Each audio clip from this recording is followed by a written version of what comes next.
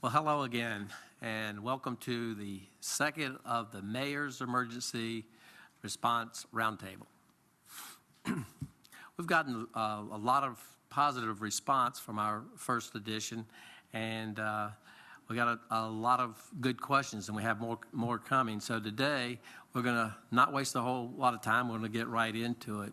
But first, I just wanted to say just quickly how appreciative I am, and I know our City Council and our city staff are so appreciative of the way that Chesapeake residents and the businesses are pulling together and adapting and generally doing what you believe is the right things, doing your part to help the effort to slow the spread of this COVID-19.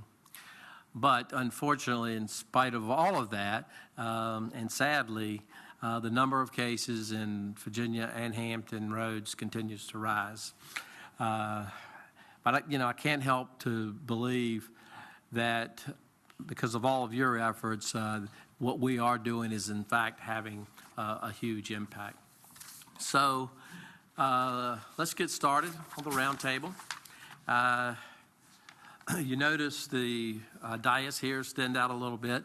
There's just three of us here today, but that is not an indication that the Chesapeake Regional or the Chesapeake school system is not engaged.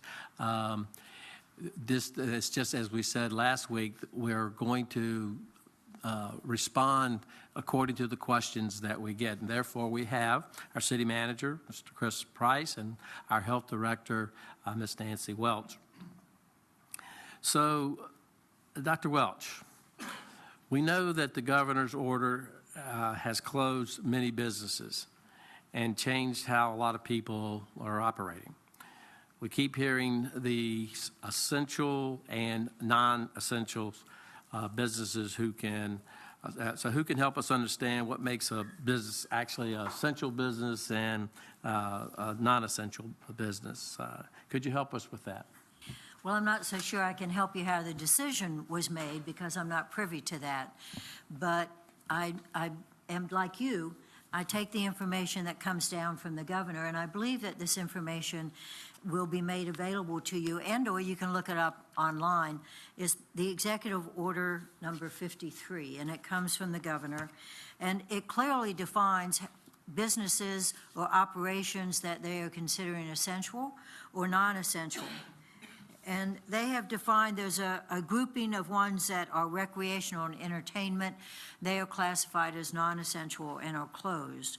But then relative to your question, they go to another section, number 5, and they mention a number of essential businesses. Again, I was not privy to the conversation that decided essential, so I can only share the ones that were determined. And they're the obvious ones: health, medical, grocery store, gas station, pharmacy, healthcare providers, banks, also veterinarians, and also pet stores. Pets are certainly an important companion, and they get sick as well. So not with COVID, with other things. But home improvements, lawns, for example, and garden equipment, and your home improvement stores where you may need to go, electrical supplies, your electronic equipment.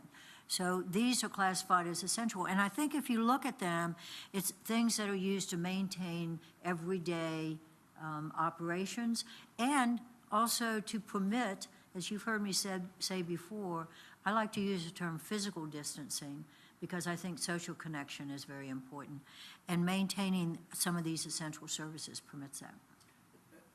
And to that answer, I was talking to Mr. Covey earlier about what we're putting on the website, and I just happened to have, one of the things that were closed were salons, hair salons, and so forth, and so with that Executive Order 53, there's another document that I think that people could look at as frequently asked questions, because it gets down into, well, yeah, the salons have to close, but they can actually come to your home and do whatever they need to do. So And when I shared that with the guy who was going to cut my hair, he was very thankful because, having that little bit of knowledge perhaps saved him from having to lose his business. So, now, what about these door-to-door solicitators? That's been a piece of concern. I know that it's disconcerting for citizens when someone comes to their door. What is the risk there? Well, certainly they're not listed as essential or non-essential, no matter what they may try to promote. But the bottom line is you still maintain the same criteria. 6 feet, you can have a choice as to whether or not you want to engage in conversation with them or not.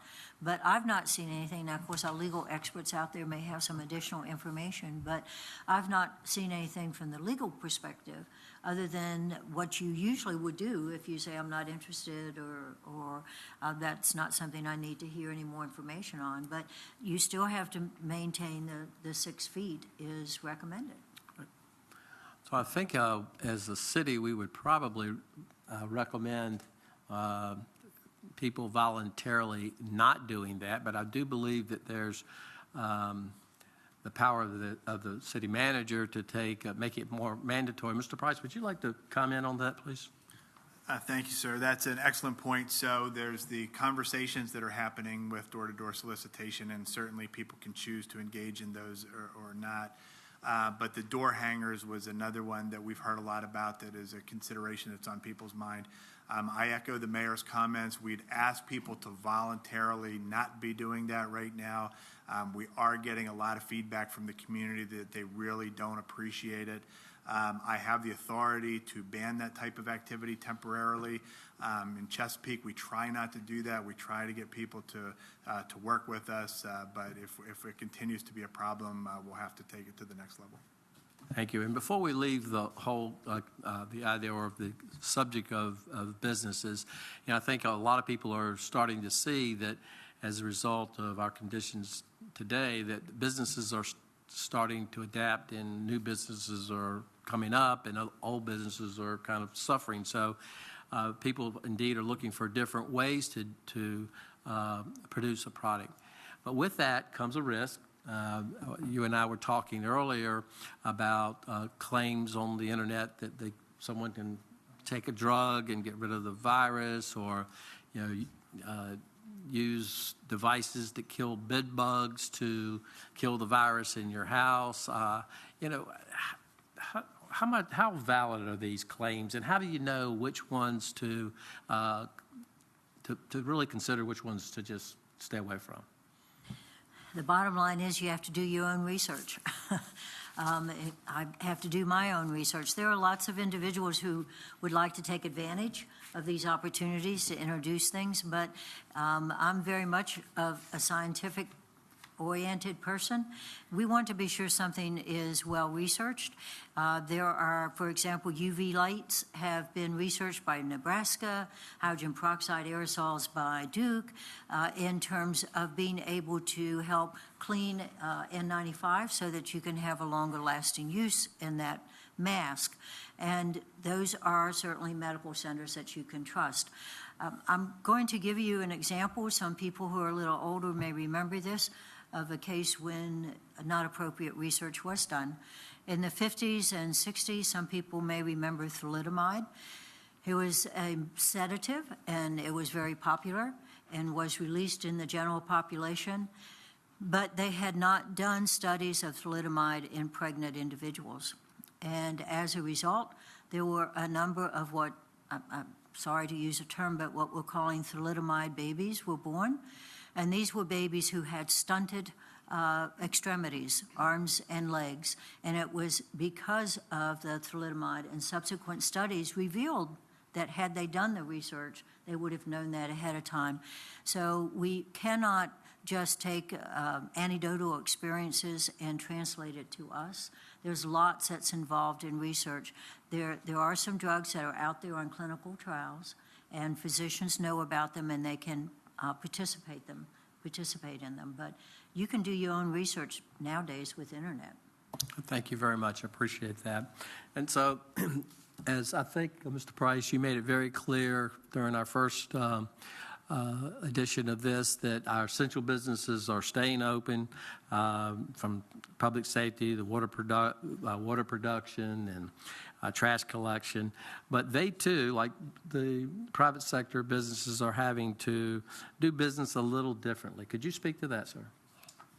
That's an excellent point. I want to reiterate every chance I can get, as we talked about last time. Essential services remain largely unchanged. The way we're providing some of our services is a little bit different, but we're still providing those services.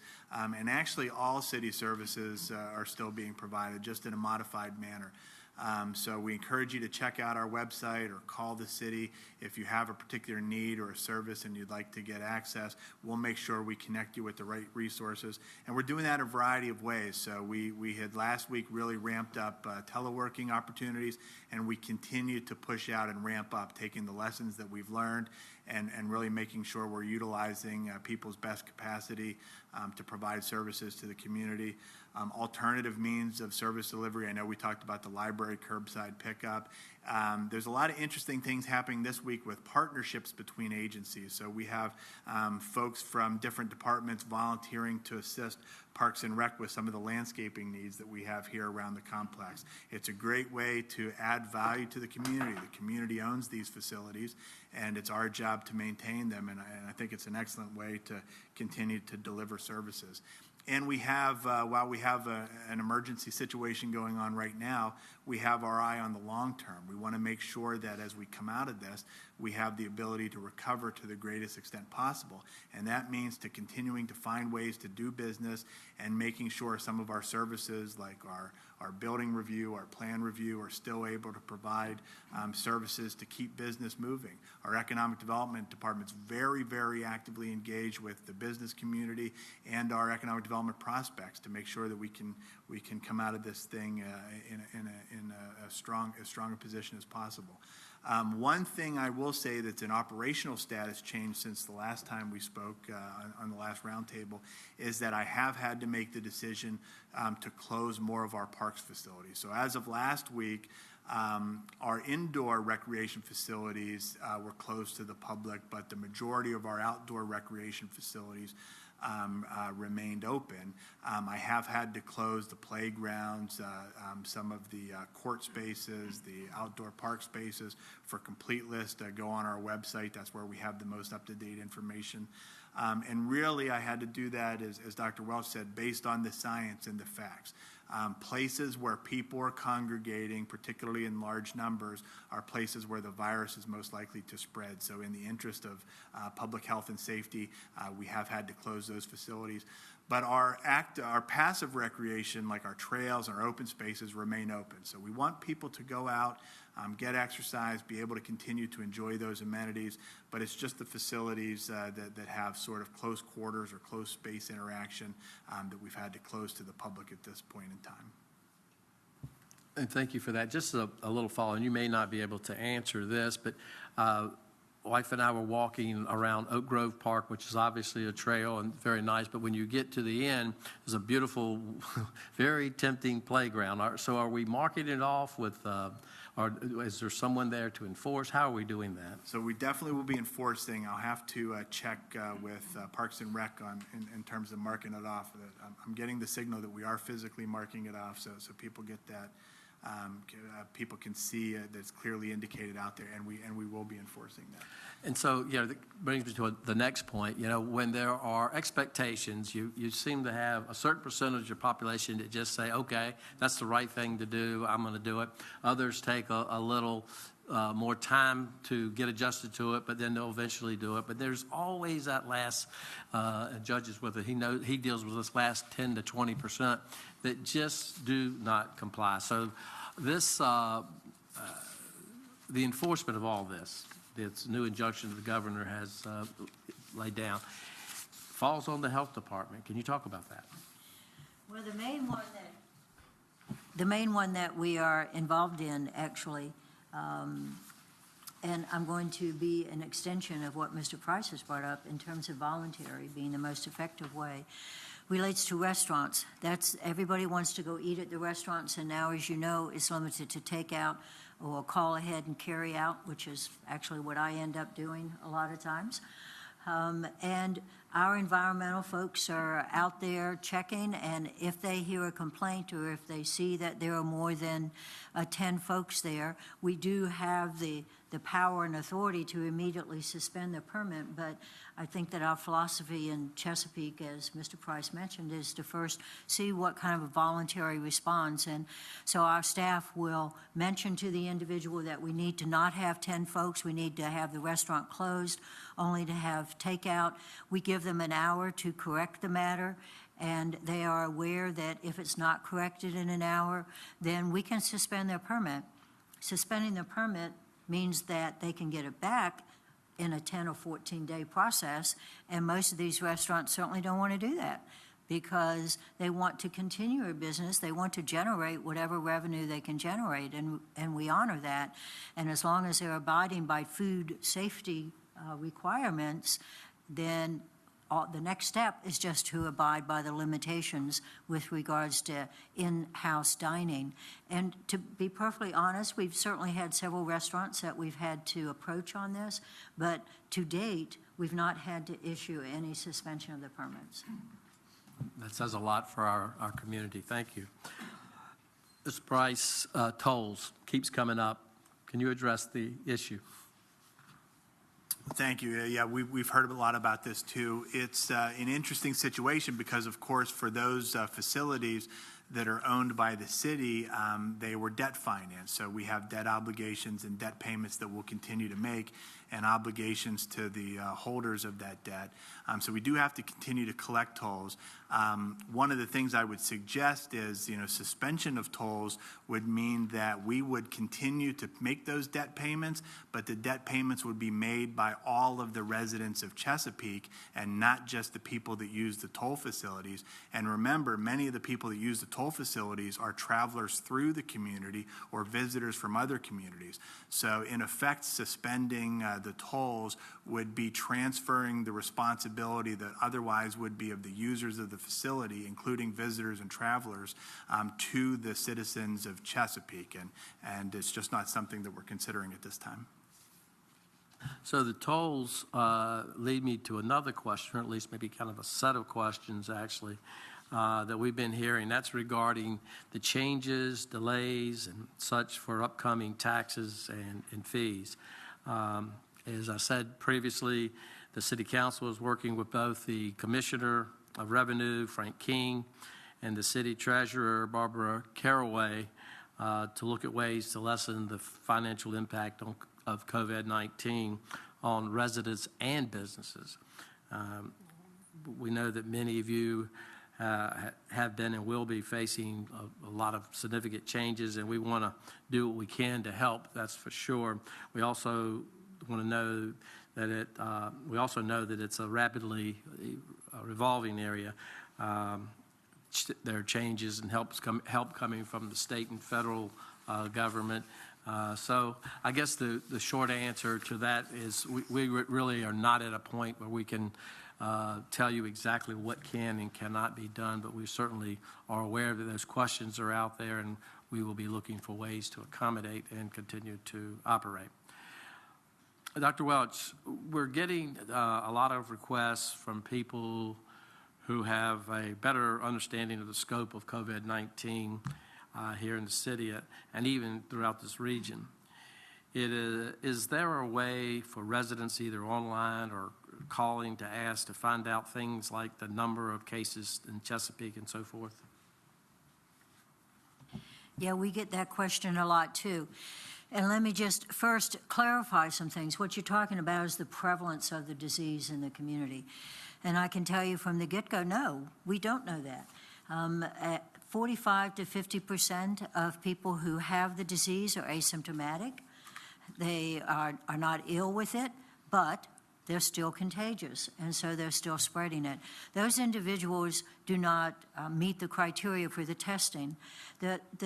Had we had enough tests, a lot of tests back in January, February, we would have followed what is a classic epidemiological mode and what Singapore and Taipan did, and that's to test like crazy and isolate those who are positive, do contact tracing like crazy and quarantine those who are positive, and then you get an idea of the prevalence. But we've never had adequate testing to do that, and our tests have had criteria related to it. Mainly, you have a symptom, or you've been exposed, or you've traveled from a certain location.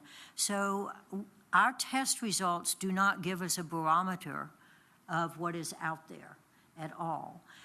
And that's why it's so vitally important that we all practice the physical distancing. As I said before, the last thing we need is social distancing, but it's vital that we practice the physical distancing.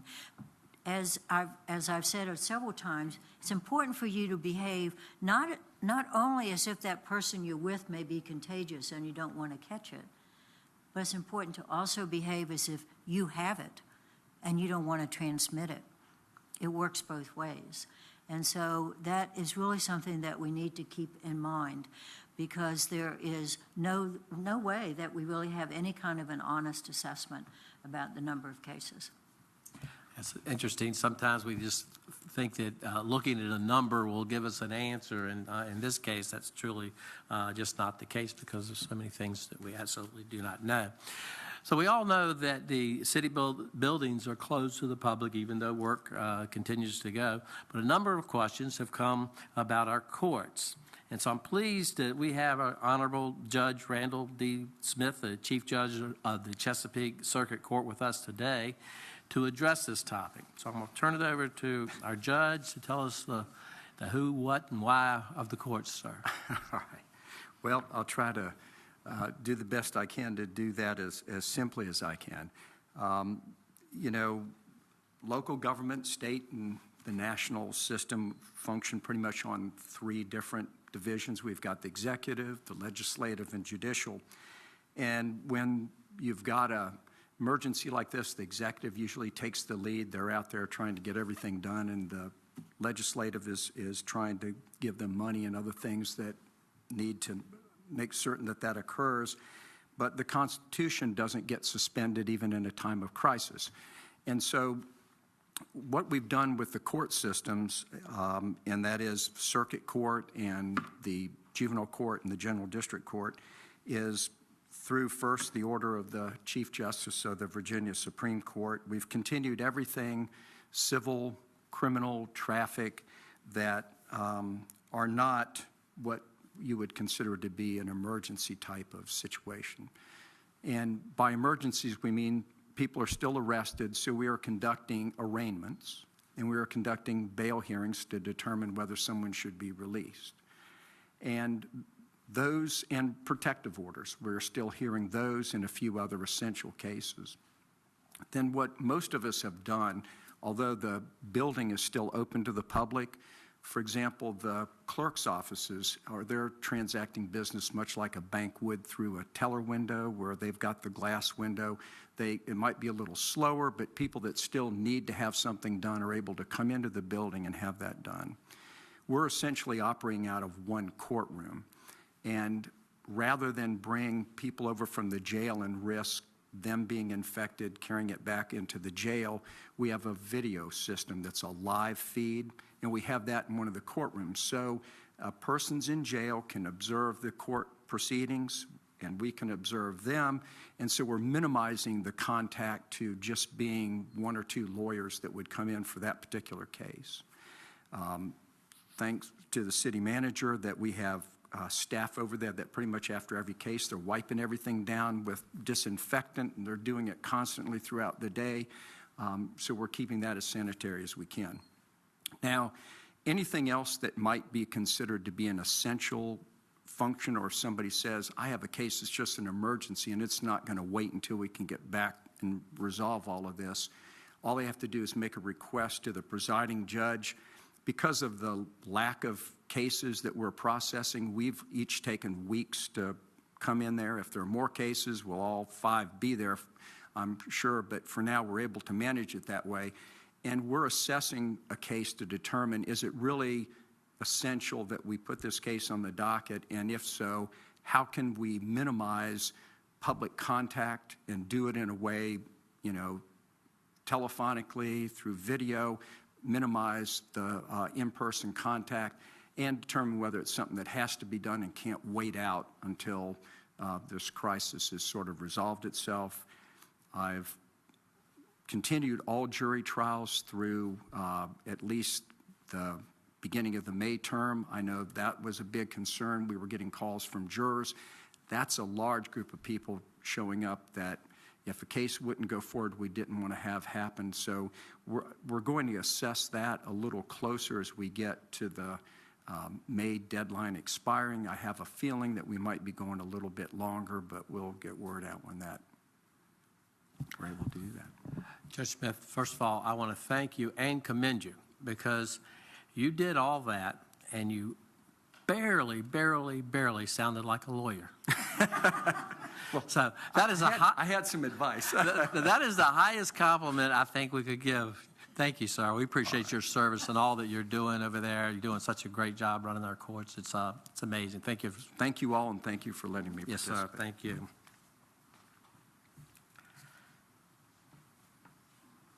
So I'd like to, say that I'd like to be able to say that we're at the end of this COVID-19 response, but we all know that that's not the case. In fact, we're treating this response like a marathon and not like a sprint. And so that means we're looking well into 2020 to plan and to prepare for things. Milestones that are on the horizon. One of those things is the May 5th election, a topic of great interest to many. It's important to know that that there are some options. So I'm going to start off by asking our city attorney, Mr. Stroman, to come to the podium and give us a summary of the legalities involving should there be any changes to the elections, and what's our legal positions are regarding the election. Thank you, Mr. Mayor. The laws permitting the postponement of the May 5th municipal elections are very limited. The governor can postpone the election by issuing an executive order during the state of emergency that we're in right now, postponing the elections for up to 14 days. I caution that the governor has issued no such order up to now. In the event that the governor orders a postponement of the May 5th election, the City Council would have the option of petitioning the Virginia Supreme Court for a longer postponement of up to 30 days from the original May 5th date. The City Council cannot petition the Virginia Supreme Court unless the governor has first issued an executive order postponing the election. Thank you. Okay, real quick question about that. So the elections are scheduled for May 5th. If the governor should extend it for 14 days, it would be the 19th. I'm not clear, if the Supreme Court got involved, would it be an additional 30 days or 30 days from May 5th? 30 days from May 5th. Okay, great.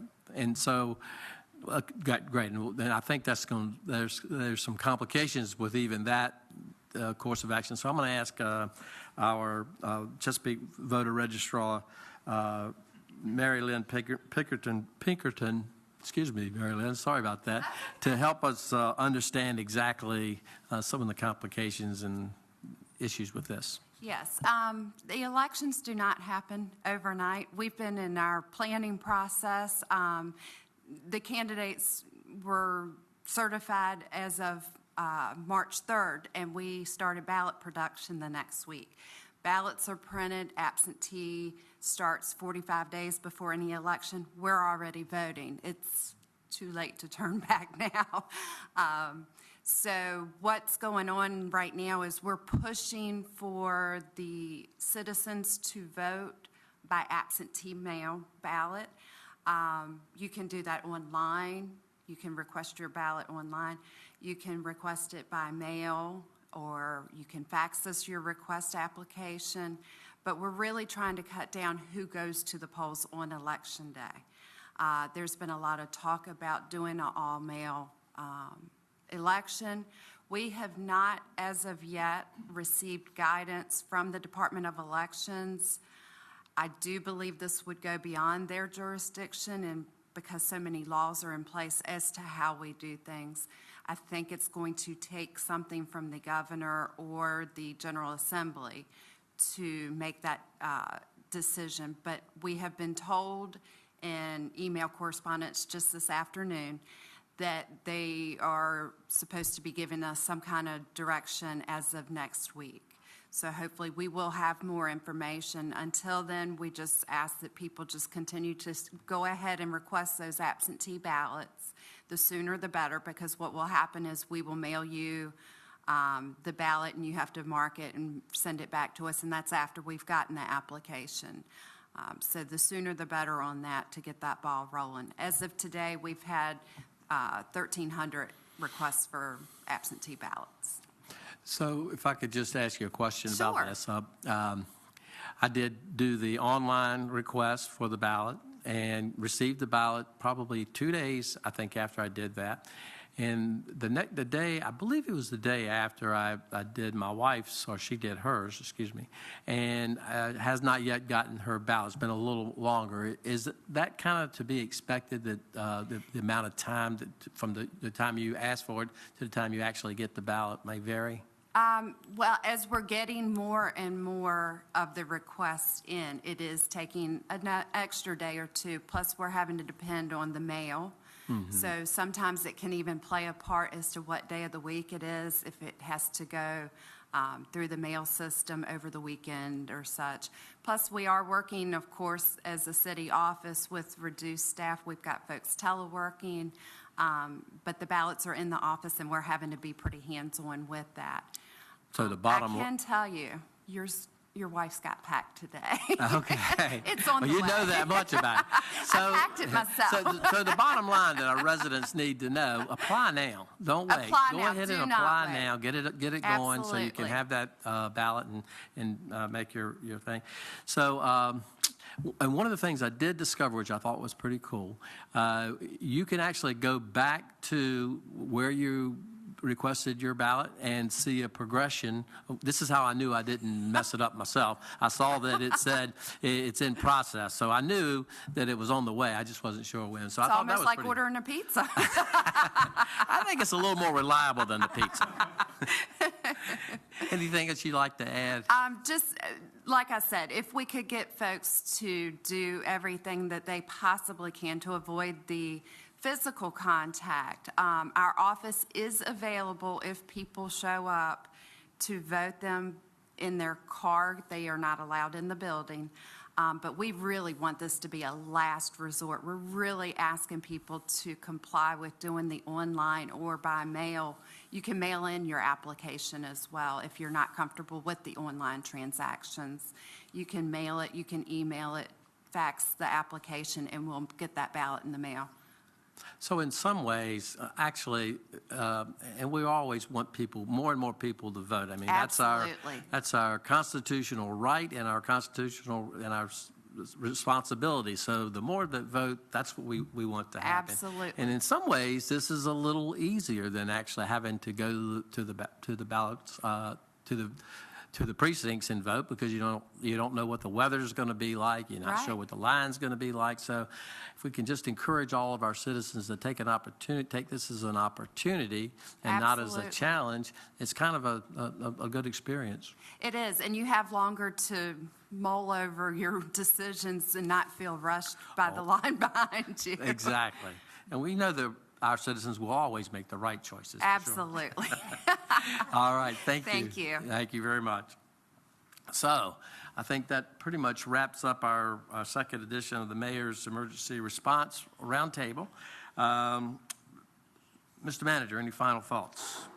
I would like to say thank you to our city employees. I've been really, really impressed with the creativity and the teamwork and the innovation in really challenging times, but trying to find alternative ways to deliver services.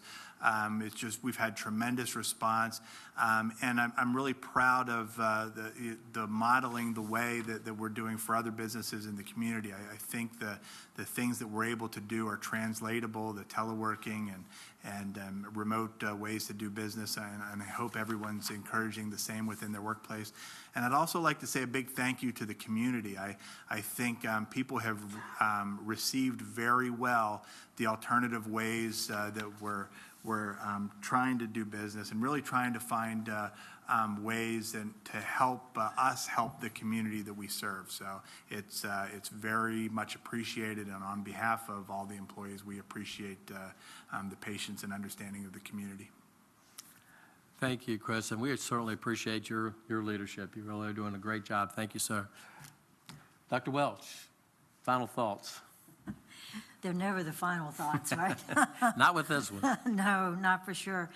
I, again, want to thank the community, and I think that doing these crises is when we really confront who we are, and we confront what our values are. And like Mr. Price says, I think we're learning what our values are.